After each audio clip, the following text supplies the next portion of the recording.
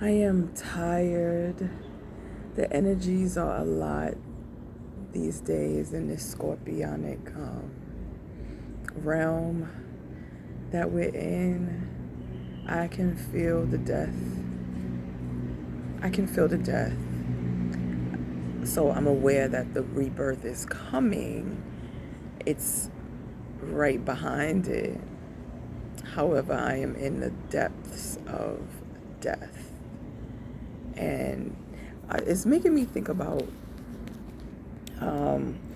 medically, they say that a person, the last sense that they lose just before death is hearing.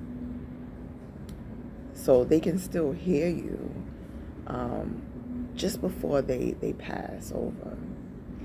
And so I've been sitting still as possible so that I can hear what it is that I need to hear, because I know that I'm going through a death and rebirth process. I know that I am.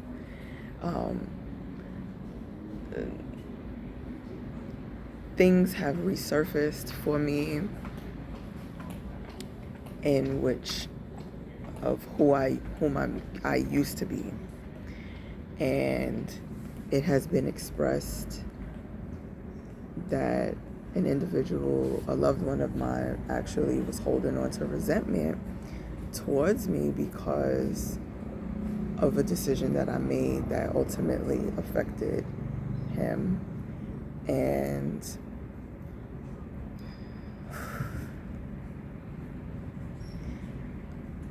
I was and I still am grateful that he was able to express that to me and we talked it through. But it was hard. It was heavy and it was hard.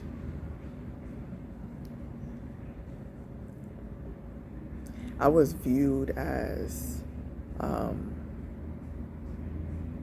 pretty much being selfish because the decision that I made in the past, which was about 3 years ago, almost 3 years ago, the decision that I made was a form of self-love for myself. And I do understand that when you make decisions that are best for yourself,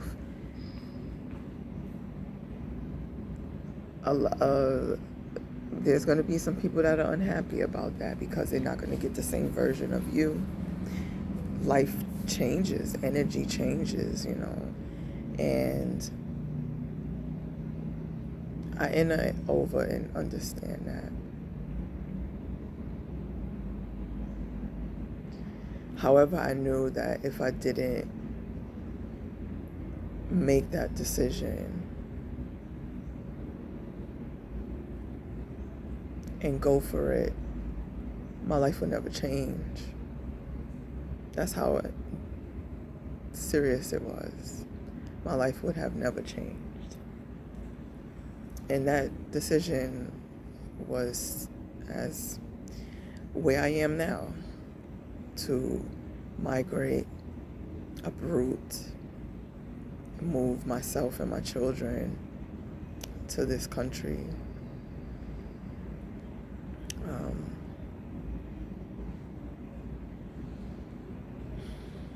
As I stated before, my mental health and my overall well-being I didn't feel safe.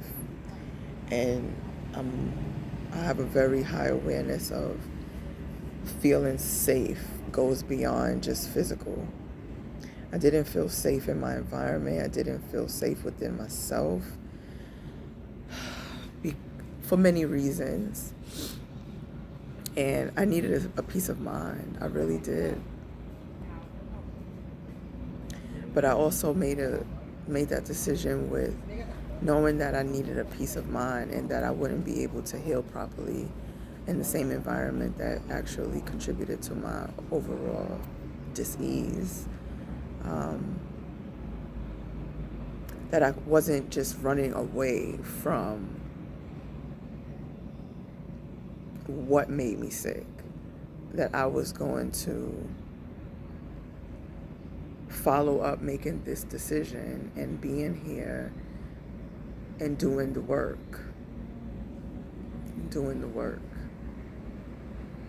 Because I can easily bring the same energy and energies within myself here and perpetuate the toxic cycles, So with that came even more changes. And right now, well, it hasn't been easy and it hasn't been comfortable for me, myself, nor my children.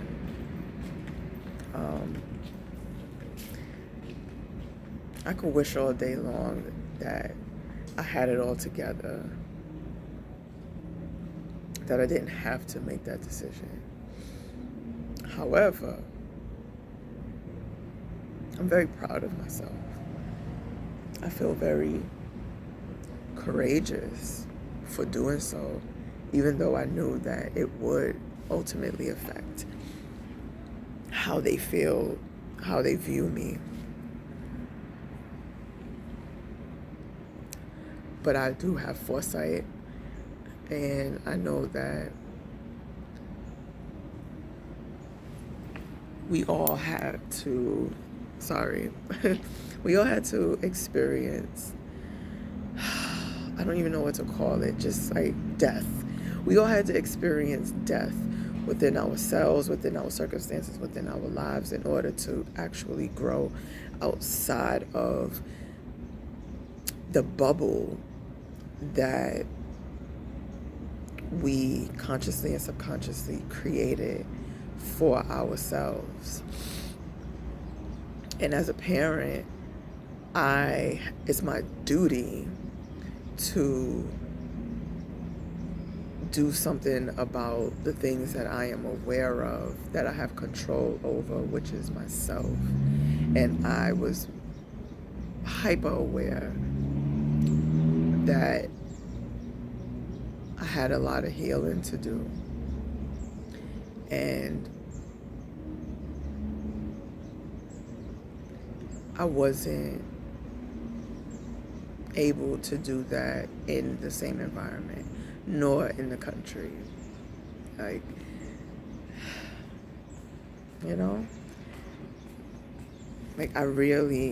my overall purpose is to thrive. I've mastered surviving. And that's nothing to brag about, I didn't have a choice. And when to a certain extent, I had a choice. We always have a choice. But once I was aware, I have to be honest, I didn't make that choice to get myself out of survival mode. I found ways to pretty much coddle it. I don't know, coddle it.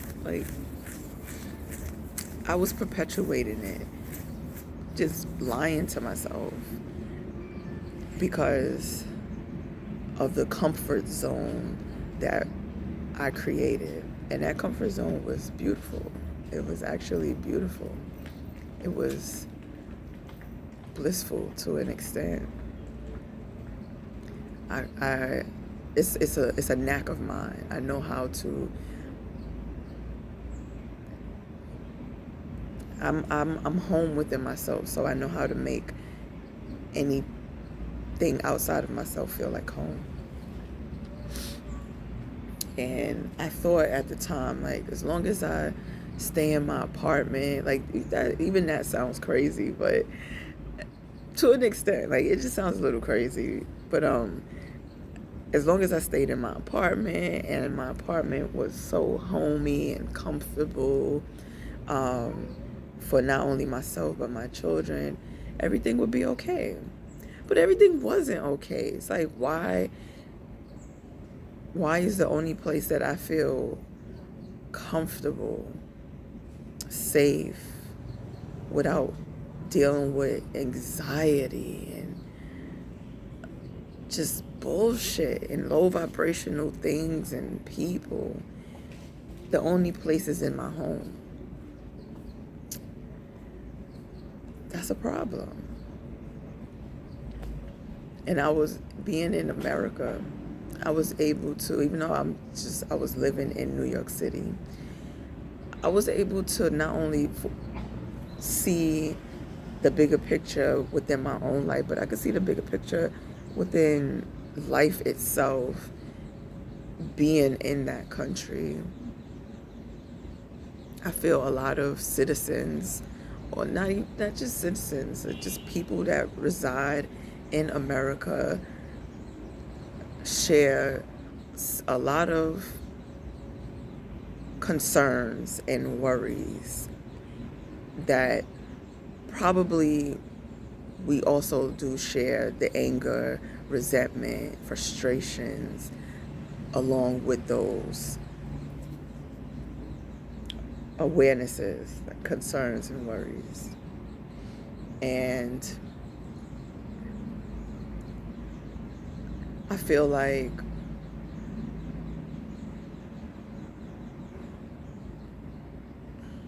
the bottom line is the only thing that we can control in life is ourselves. And making a list of pros and cons about geared towards my own well-being and being in that environment, not just in that city and state, but that country. I chose myself, and I can only control myself, so I removed myself from it. So going back to, it affected my children. My son felt, we talked about it, so I could say that he felt that I was only thinking about myself. I was not thinking about them at all.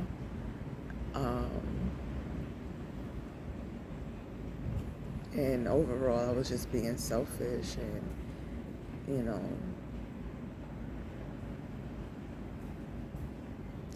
but isn't that the job of a parent? We protect them from the things that are actually like the realness of the world. Protection is shown and felt in different forms. And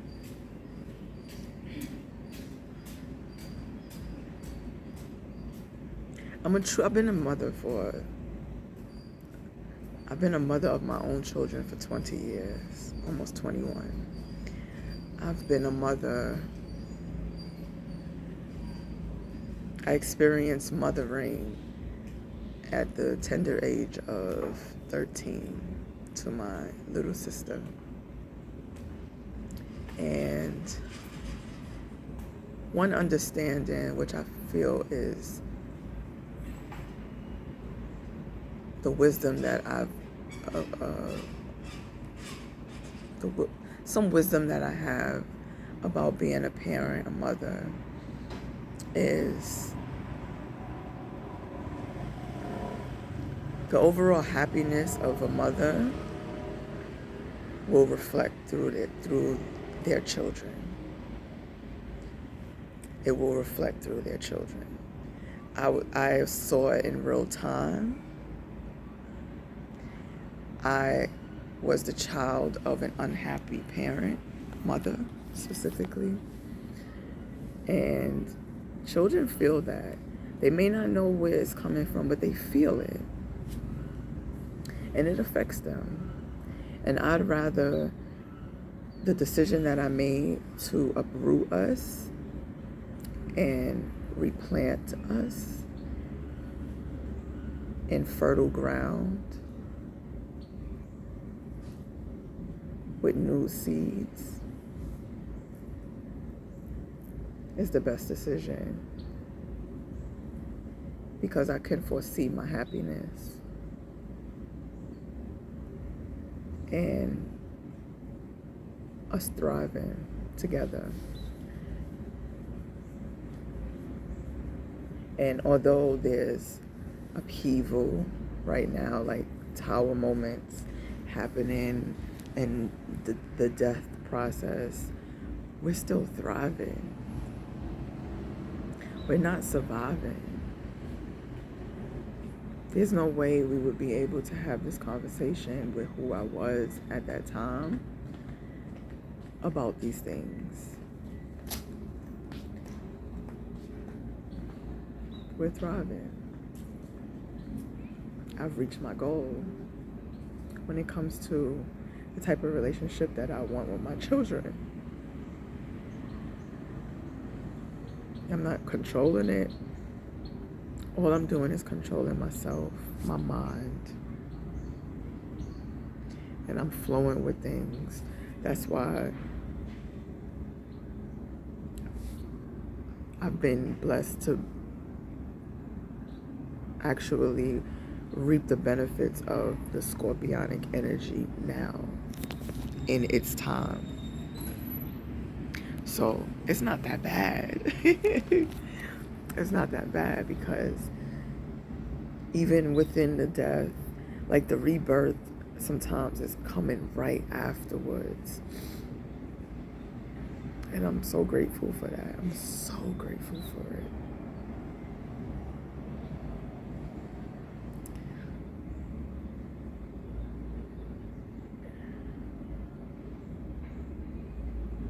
I've been really pouring into myself, and that's transforming me. And not only do I have to get used to the new versions of myself, my children have to get used to the new versions of myself. And I know that's not easy, because I now show love in unfamiliar ways. My protection is expressed differently. My love is expressed differently. I express more boundaries, which that's not comfortable for people that are used to a people pleaser.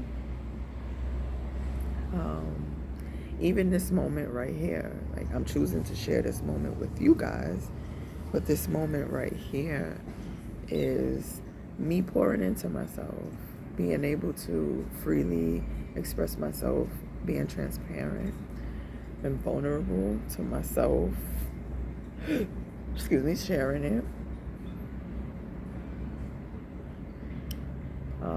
Instead of just going straight home and doing the mundanity, which I don't mind doing the mundanity, even that I'm grateful for, because this has been so many changes recently, and for just touching a year, just under a year, I was not home in the evenings for 3 nights a week. And that was actually I was working, and that was actually exhausting me. And I was aware of that, but I found myself, because it triggered this aspect in me to continue it and be in survival mode. Being honest, like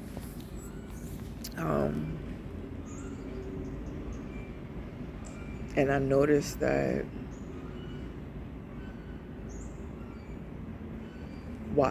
I know that I'm doing the work, even though I'm working, and I'm still continuously doing the work. And I noticed that I was changing, but there was like some kind of uncomfortability, discomfort with the relationship with me and my children. And I wanted to get deeper. I wanted things to transform, plain and simple. And I realized that in order for things to actually transform, I needed to rest. I needed to properly and intentionally rest. I needed to, in order for me to even begin to have a healthy relationship with them, a more evolved, healthy relationship with them, even during the transitional stage. Because if I'm not rested, my patience is gonna be short. We're not gonna be able to communicate properly, or rather, I won't be able to communicate properly. So I stopped working in the evening, and money is tight, but because I've chosen myself over and over. It's easy for me to choose them without sacrificing myself. That's the overall point. I am not the sacrifice. This is what I've learned thus far, which has helped me to be the better version of myself. I am not the sacrifice. I don't have to sacrifice myself to have the things in my life that I deserve and want. I'm worthy of it. I am the altar. I have to pour into myself. I have to give libations to myself in order to receive the abundance that is my birthright. I finally got it. It finally clicked. So, yeah, I'm not the sacrifice. So I stopped sacrificing myself, and which allows me to pour into myself, which in turn allows me, my cup is overflowing. So I have the space to pour into my children in the ways that they actually need it, not the way that I want to.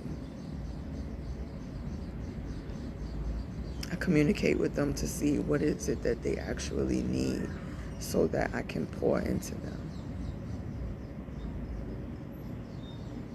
and help them become aware that they can too pour into themselves.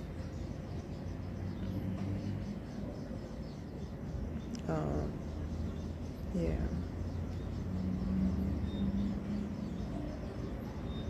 So, yeah, I'm going through the motions of the scorpionic energies. I'm sure we all are in our own ways. It's showing up differently in our realities. But just be aware of how it's showing up for you so that you can do something about it when it comes to self. Because once you work on yourself when it comes to these outside circumstances, these outer circumstances, you'll be able to flow through the transitional stages of the tower moments. These tower moments they're here. I'm hearing that they're here to clear the path for you so that your rebirth process can be felt. It can be felt, not realized sometime after it happens. Like, oh, yeah, I'm in a new state of being. I'm actually come very far. Like, be in the process, like feel your way through that process of birthing, because you're gonna birth something new too. Everyone around you is gonna be affected by your rebirth, which is a beautiful thing. And yes, they may feel like they're dying, like the world is ending for them. And it probably is. I mean, essentially, it is.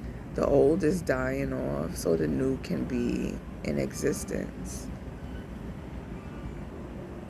But not everybody is welcoming of that kind of energy. And that's okay. Sometimes we have to be picked up and placed in those type of energies because we'll never move. We'll never move. I see this statement online a lot about how a person is thanking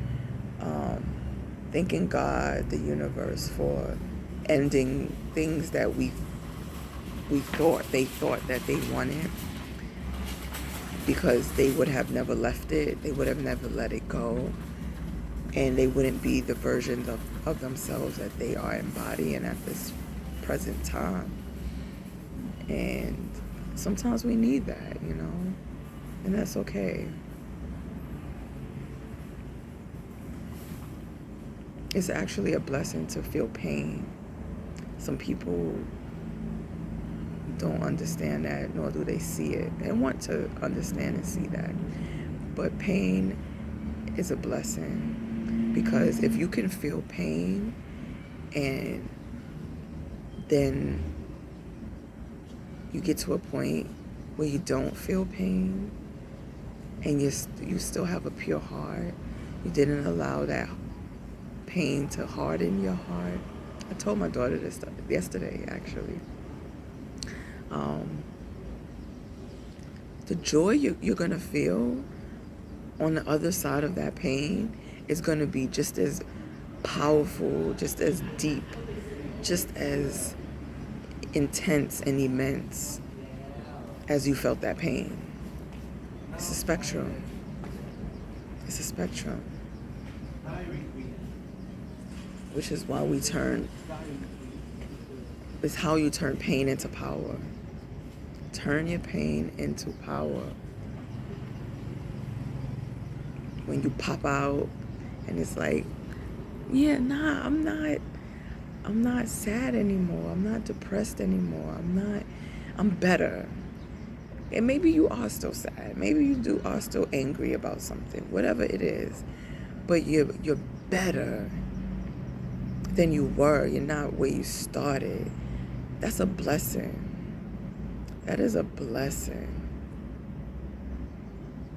It's a testament to the strength that you have. It's a testament to the power that you have. It's a testament to the favor that you have in your life.